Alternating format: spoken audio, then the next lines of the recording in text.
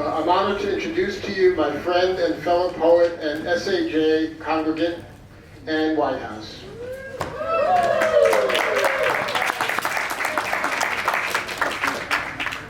The poetry of Ann's that you're going to hear her read tonight comes from her extraordinary new collection, the aptly titled Steady, just published by Dos Madres Press. In reading Ann's poetry, I find a unique steadiness of gaze, an almost Zen-like ability to fully absorb everything she experiences through her mind and her senses. The objects of her wide, serene attention may include things as large as the 22-story monument to Dante in Buenos Aires, where Ann writes, "The visitor begins in hell, progresses to purgatory, ascends to heaven." In other poems, she zooms with descriptive precision into the smallest, most transient aspects of the natural world. The life of the pond the poet sees while paddling in a canoe, for instance. A flash of fish disappearing in a ruffle of waving weeds. A turtle paddling toward a log.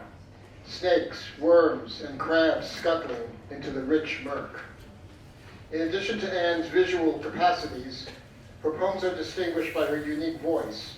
Again, a steady voice, the voice of someone who has seen much of the world and knows much of its history. A kind voice, direct and balanced. Perhaps it is because I know the poet well, but I do detect hints of her charming, softly Alabamian accent in her lines. Yet hers is also a highly adaptable voice, the voice of a poet who can guide a reader through an epic or dramatic tale. And here it is also helpful to recall that Ann is a novelist as well as a poet, the author of the 1980s New York novel, Fall Love. Her storytelling abilities suit her well in the verse yarns she spins in Steady. Ann is particularly adept at telling life stories in her poetry, unearthing rich details from the biographies of famous artists like Frida Kahlo and Picasso. But one of the treasures of the book are her revelations of the incident-packed lives of artists not so well known, such as the writer Iris Arrigo and the war and fashion photographer and model Lee Miller. Ann's long poem about Miller, filled with sex and cruelty and love and war, is a centerpiece of the volume and a marvel of narrative poetry. In that poem, Escaping Lee Miller, Ann portrays the life of a hugely talented woman who flees from an abusive childhood to live lives as various as that of a fashion model in Paris, the muse of Man Ray and other surrealist artists, an art and war photographer, and a World War II soldier who was one of the first to photograph Dachau Holocaust survivors. Lee Miller jumps, as Ann writes in one sequence, from Paris to New York to Paris to New York to Egypt. In Ann's clean, direct style, she presents the exciting, often scandalous story of one woman who led many lives. The poem is a true 20th century epic. Here are the opening lines. Lee Miller had a thing for bondage, as long as she had a say in it. It was a game, like a feat of Houdini, to see what she could escape. The surrealists were all for games, to augment reality, or while it away, or transform it. The element of transgression, of danger, acted on them like an aphrodisiac. Lee Miller was good at getting out of things she didn't want. Without further ado, here is Ann Whitehouse.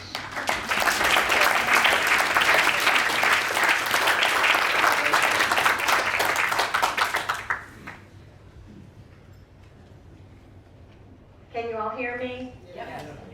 Thank you all so much for coming, and I want to thank David Katz for writing that beautiful introduction. I'm sorry he couldn't be here tonight, but I'm grateful to Daniel Shapiro for reading in his stead. David, Daniel, and I all share the same wonderful publisher, Robert and Elizabeth Murphy of Dos Madres Press, who has published this new book. And in fact, Daniel and I had a book party here at the SAJ for previous poetry books of ours 7 years ago, so it's nice to welcome everyone back. The poems in my new collection, Steady, divide into longer narratives and shorter lyrics. I'm planning to read one of the longer narratives and 3 of the shorter lyrics. In keeping with our Italian theme of this evening, the longer narrative I'm going to read is called an art story. It's set in Italy, New York, and the West Coast. And I think of it as a novella in verse. And it's written in parts, which I think of as chapters, and in different voices, both first person and third person. So let me begin. An art story.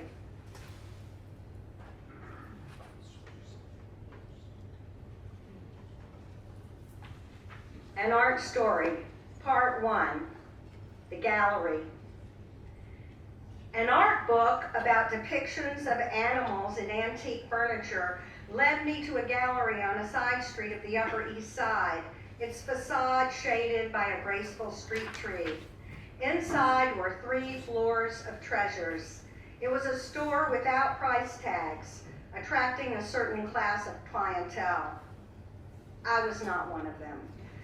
Yet I was greeted by the proprietor, a willowy woman with ash blonde hair, of a certain age, casually elegant in tweed skirt and sweater. Sometimes a perfect stranger will open up to me, and so it was that day for Elena and me. She put her trust in a young man, her daughter's Harvard classmate, with beautiful manners and clothes.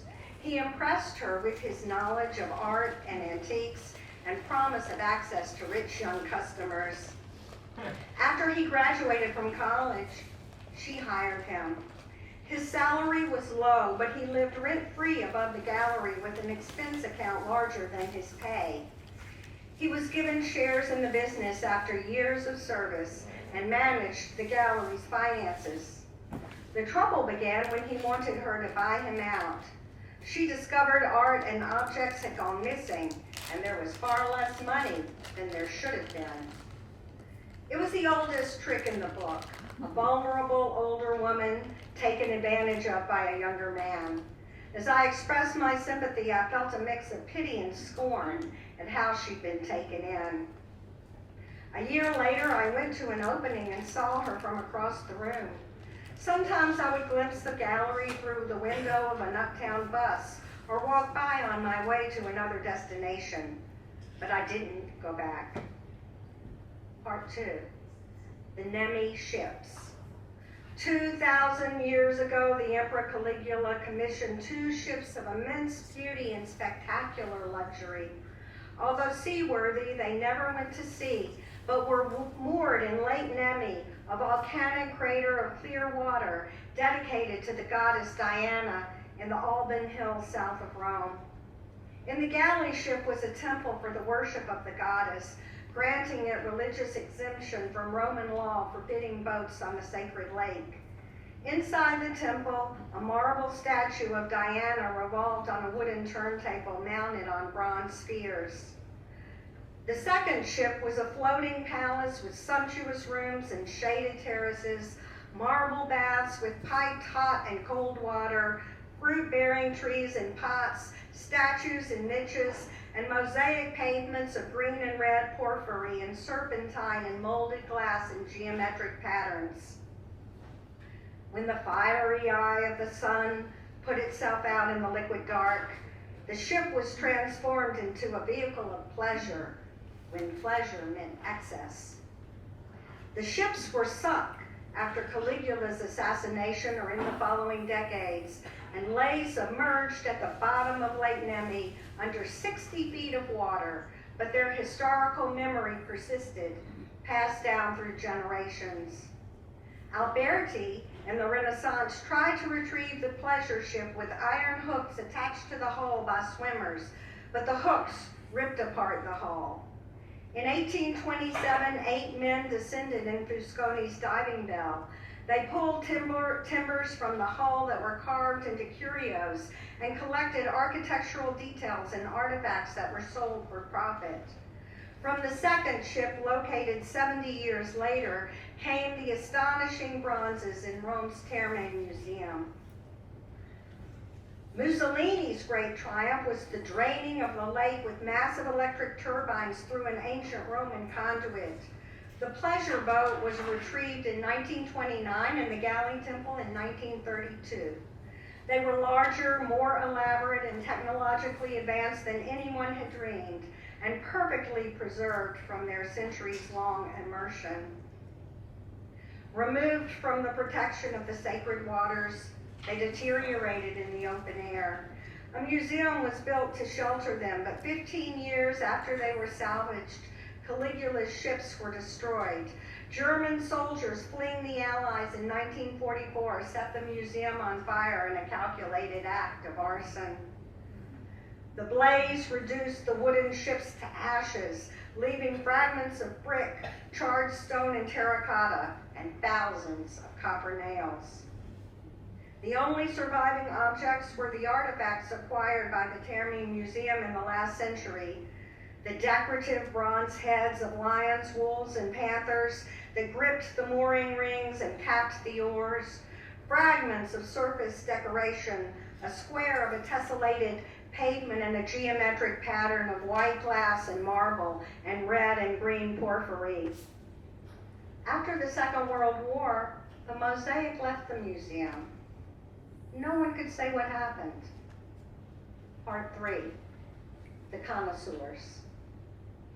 As a young man, the future lapidary expert, Mario Guardelli, had an eye for colored stone and a special love of porphyry. In an art gallery in Rome in the 1960s, he saw Caligula's mosaic on display and snapped a picture. Then it went missing. Decades later, he included the photo in his book about imperial decoration and red and purple as emblems of power. At Guardelli's book party in New York, a guest, leaping through the pages, stopped when he saw the photo.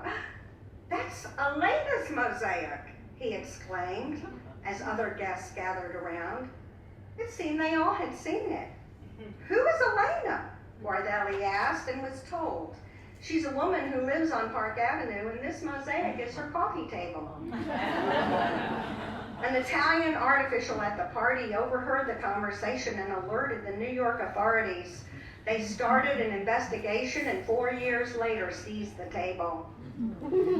The shock when the police entered her apartment with a search warrant nearly gave Elena a heart attack. "It was as if I were a smuggler or a thief. My husband bought the mosaic from an aristocratic family. When it arrived in New York, we had it attached to a marble frame and mounted on a pedestal.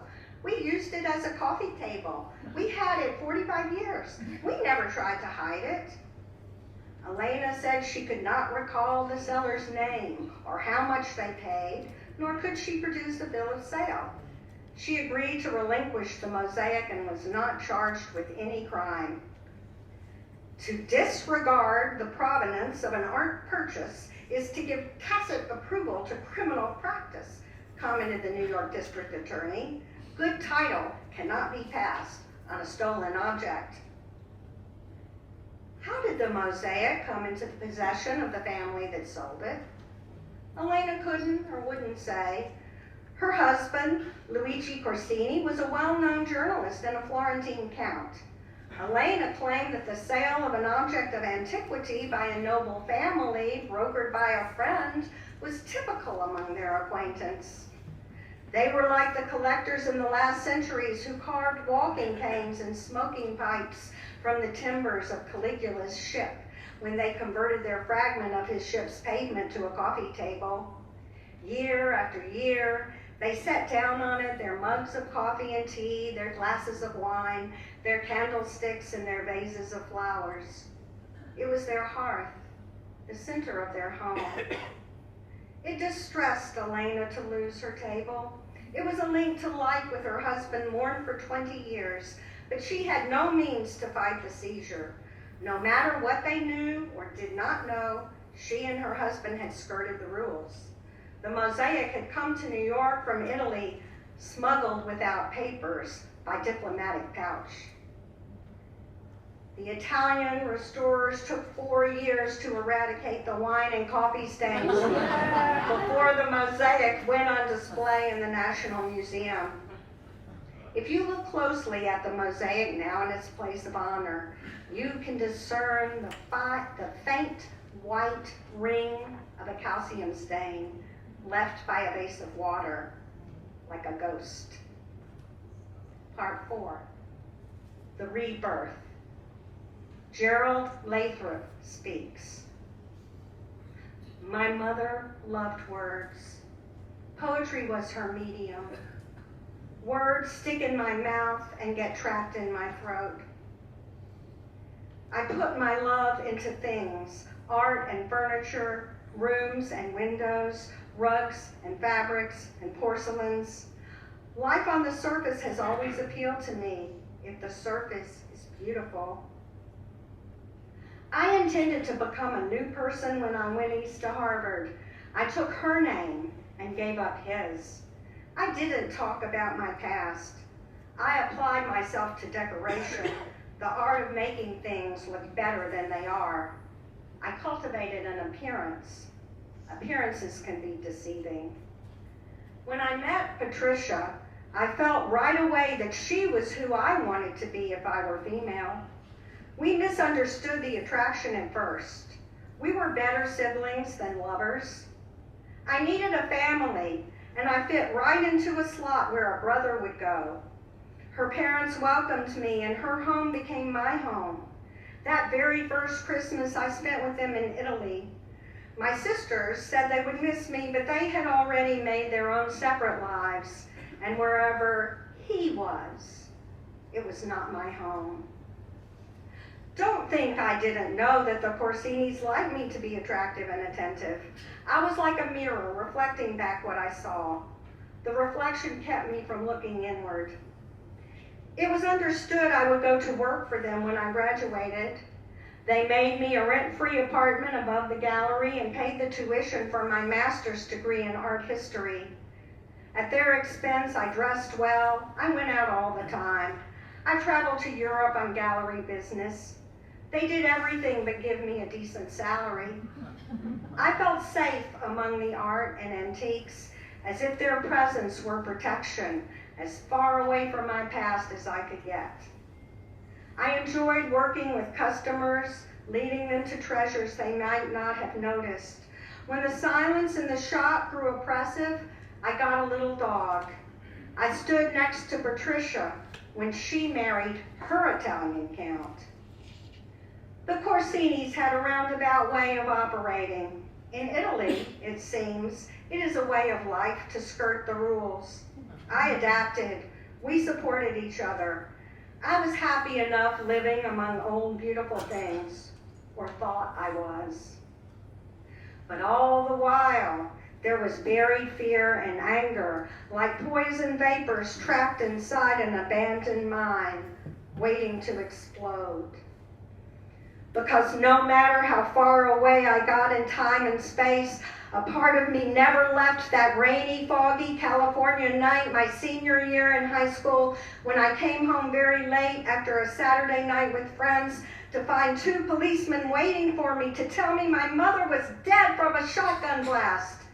And the shooter was my father. It was his antique gun. Dad was in the Marines in Vietnam, and he collected guns. He said he showed it to my mother when he was cleaning it, and it went off and shot her in the chest. He convinced the police it was a tragic accident. But we never believed him. Not me, or my sisters, or my Uncle Andy. Mom was afraid of Dad, and she didn't like guns. She'd been sleeping in the room above the garage. They both had lovers. She was planning to leave him when I went to college. Sometimes I wonder if Hamlet really saw his father in supernatural aspect, or if the ghost was a figment of his mind. I was hiking in the Olympic Peninsula when I thought I saw my father walking ahead of me through the fog between 2 ancient spruce trees. Though I saw her from the back, I recognized her by the square set of her slim shoulders and the way she walked on the balls of her feet like a dancer. She tossed her head the way Mom used to do, and a shiver went through me. I was afraid she would turn around. I didn't want to see the wounds that blossomed on her chest. I hid behind a tree, closed my eyes, and stopped up my ears until she was gone. Afterwards, I was ashamed of myself. Dad's girlfriend moved into our house right after Mom died. Dad promised to pay tuition for me and my sisters, but he didn't. Uncle Andy took over. He paid the bills for our education and hired an attorney and detective. 13 years after Mom's death, a police agent determined from the forensic evidence that she was kneeling with her arms shielding her face when she was killed, vainly trying to protect herself from the blow she feared was coming. A grand jury indicted my father, and he was arrested, tried, convicted, and sentenced to life in prison. I went to see him in the county jail before the trial, and that was it. I don't know where he's serving now. I cut him out of my life. When he went to prison, something in me was liberated. I realized I'd been afraid of him. In some sense, I barricaded myself in the gallery, and now I was free to go. A month later, I met Terrence Ingram at the Winter Show for Art and Antiques. He's an interior designer. I loved his exhibit. He invited me to his studio and we went for a drink. We knew right away. Everything meshed between us. By then, Luigi had died and Patricia was married and living in Italy. I expected some difficulty when I told Elena about Terrence, but not what happened. I asked Elena for a reasonable salary. Instead, she doubled my expense account.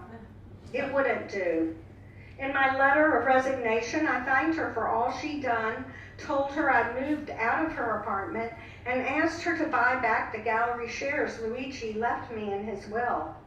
When I returned to the apartment to get the rest of my things, she changed the locks.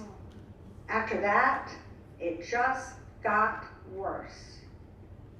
The phrase, "a fine Italian hand," defined a style of penmanship that replaced Gothic script in the 17th century. It came to refer to a skill or expertise.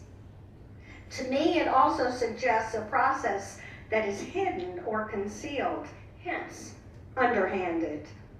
I think of a fine Italian hand when I think of Elena, her exquisite refinement, and her sneaky, circuitous ways.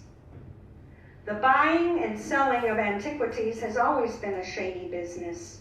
Beautiful things arouse ugly vices. In Italy, avoiding taxation is a national sport. These principles applied in America yielded profits shared with clients all too willing to comply. Elena taught me her way of doing business and left me in charge while she went off to restore her castle on her Tuscan hilltop. When she denied me commissions and raises, I took what I felt entitled to and justified to myself what I did. As a precaution, I photocopied records of the gallery's transactions, arming myself with evidence of her misdeeds. When she failed to respond to my requests, I filed a lawsuit. She countersued, accusing me of theft. Early one fall morning a year later, as Terrence and I lay sleeping, we were startled awake by banging and yelling, "Police!" In his bathrobe, Terrence opened the door to 8 officers, guns drawn, brandishing a search warrant. I was naked and they watched me dress. They marched me through the lobby while neighbors watched and took me to the new gallery I had opened with Terrence, where more policemen waited. That was the end of Elena in my life. She was trying to put me in jail. Naturally, Patricia took her mother's side. I felt my whole life come crashing down. It was even worse than when my mother was killed.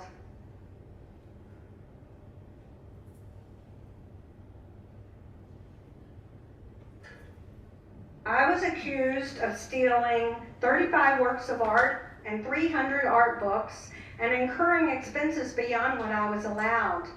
The charge was grand larceny, embezzlement, and criminal possession of stolen property valued at $500,000. They seized Patricia's painting she had given to me and books inscribed to me by my professors. If convicted, I faced up to 15 years. In return for a reduced sentence, I cooperated with investigators. Elena's business methods came back to bite her. I was sentenced to 3 years probation and had to pay $57,000, representing 12 years of taxes I'd never declared on the rent-free apartment and expense account, and the sales taxes I'd evaded on purchases from the gallery. Elena's tab was much larger, $675,000 in back taxes and fines. I had proof of the many occasions she avoided paying sales taxes by creating false shipment records, mailing catalogs to out-of-state addresses, while sending the actual purchases to New York residences. She had no choice but to plead guilty to tax evasion. Our dispute over my shares in the gallery and objects that she said were stolen and I claimed were gifts ended in an unsatisfactory compromise. With Terrence, I have the life I aspired to. My work is more than business. It's an obsession. I like to create settings where I put together objects of different styles and ages so they engage in a conversation, and an odd, unloved piece, revealed in a new context, may finally be appreciated. Part 5, The Thing Itself. Elena Corsini speaks. Regret has a bitter taste. For 45 years, the mosaic was mine, and no one can take that away. My life was about acquiring. Now I have to let go. It is said Caligula built a third floating palace to complete his fleet. It too was sunk after his death and lies so deep in the mud at the bottom of Lake Nemi, it has never been found. From time to time, there is talk of mounting a new search. Like so much in Italy, it gets put off. If the ship exists, I hope it is never found.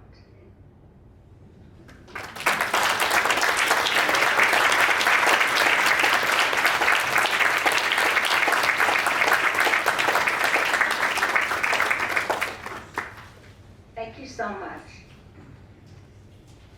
Now I'm going to read one of the lyrics it's called Lady Bird. It's about Lady Bird Johnson, and it was inspired by my reading a book of essays, Working, by Robert Caro, the LBJ biographer. And one of the essays is about his experience of interviewing Lady Bird. And when I read that essay, I thought to myself, he does not understand Lady Bird, and he does not understand women. So I wrote this poem, which actually won 2 American History Poetry Prizes earlier this year. So, Lady Bird. In my day, women had their sphere and men had theirs. I became an observer, concealing myself behind public duties. Some people mocked me for my devotion to wildflowers. Let her occupy herself, they said, with the calls of little importance, leaving us free for matters of consequence. There is a damaged place in each of us. With me, Lyndon never had to be ashamed of the gawky farm boy yoked to poverty as a result of his father's foolish dreams. I come from a long line of women who learned to look the other way. They lived with what they couldn't change. It didn't mean they liked it. I knew he'd never risk his career to leave me. He was a disappointing husband, but I would never leave him. There's a reason I love wildflowers. They're not glamorous or flashy. They have a modest prettiness that's worth a second look.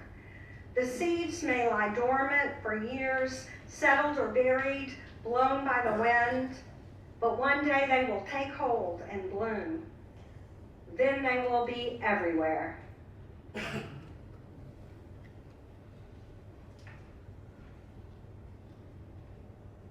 In keeping with the Italian theme, I'm going to next read the poem David mentioned in his introduction, Dante's Tombs, which is set in Italy and halfway around the world in Argentina. Dante's Tombs, 1. 700 years ago, Dante died in exile in Ravenna and was buried there. His native Florence refused his body, but 2 centuries later, Florence wanted him back. The Pope approved the transfer, but the monks in Ravenna returned an empty coffin to Florence's new memorial.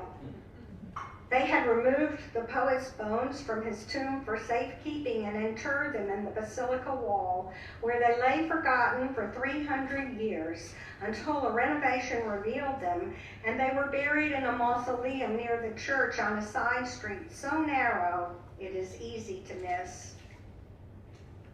40 years ago, we visited Ravenna and found Dante's tomb. The worn white marble softened by lichens, the inscription so weathered it was hard to read. How modest it seemed after a day of monuments already ancient in Dante's time. Justinian's mosaics in blue and gold, and the tomb of Gallia Placida that inspired Purgatorio and Paradiso. Once the western outpost of a great empire, today's Ravenna is a backwater, surrounded by marshes, dotted with oil wells. 100 years ago, after the Great War, an Italian immigrant to Argentina resolved to build Dante a worthy monument in his new country on the other side of the world, a building emerging from the depths of the earth, reaching to the heavens, in every detail and at every level, an embodiment of Dante's great poem, elaborate and fantastical, a celebration of the imaginary over the mundane, realized as a skyscraper named for himself, the Palazzo Barolo. 22 floors representing 22 stanzas sit on a foundation scale to the golden ratio. The visitor begins in hell, progresses to purgatory, and ascends to heaven. The lobby, crowned with Latin inscriptions and statues of serpents, dragons, and condors, radiates from a central dome into 9 vaulted archways, the 9 circles of hell, lit by red light set in metal flowers. Geometric patterns representing alchemist fire and Masonic symbols decorate floors, ceilings, and elevator walls in red, white, and green tiles, the colors of the Italian flag. The higher levels corresponding to heaven begin at an observation deck overlooking the sprawl of Buenos Aires, crowned by a lighthouse at the highest point of 100 meters, like the Divine Comedy's 100 cantos, topped by a statue of Dante ascending to heaven. Architect Palante intended the light from the tower of the Palazzo Barolo to cross the light from the Palazzo Salvo, his sister building across the Rio de la Plata in Montevideo.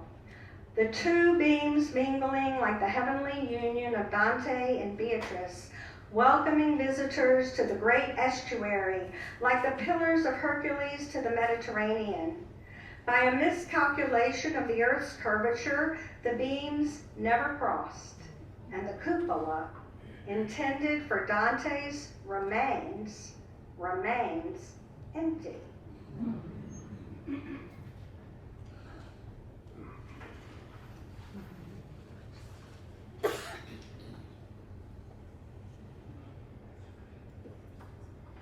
And I'll close with a final poem, Smuggled Images. 1. Sister 3 was on the phone, and she was outraged. Sister 2 had told her about the photos I had taken that afternoon of our mother lying dead in the open casket in the viewing room of the funeral home. Sister 3 scolded me for my lack of respect and demanded I delete the pictures. She said sisters 1 and 2 agreed with her. We each have our own ways of grieving, I wanted to say, but I was too spent to argue. All right, I said, I'll do it. One by one, I deleted the pictures while my daughter, sitting next to me on the bed in the hotel room, confirmed it to my sister. Okay, she replied, mollified. I could see she'd been prepared for an argument I hadn't given her. As soon as she hung up, I reinstalled the photos. It's none of her business, I told my daughter. Those photos are precious to me, too. Nearly 10 years after my mother's death, I stare at these last images of her. She died soon after her cancer diagnosis. She had no time to waste away. In my picture, she is lying tranquilly against the white silk lining of the casket. Her eyes are closed, her face is made up, and her hair arranged. She looks like herself, and yet not like herself. She is wearing a dress of navy blue velvet, and her hands are folded. On her left wrist is a silver link bracelet made by Sister One. I recall the mortician wringing his hands, speaking softly with the right note of sadness, yet clearly proud of his handiwork and eager for us to see what he had done. An impulse made me take the photos after he left the room.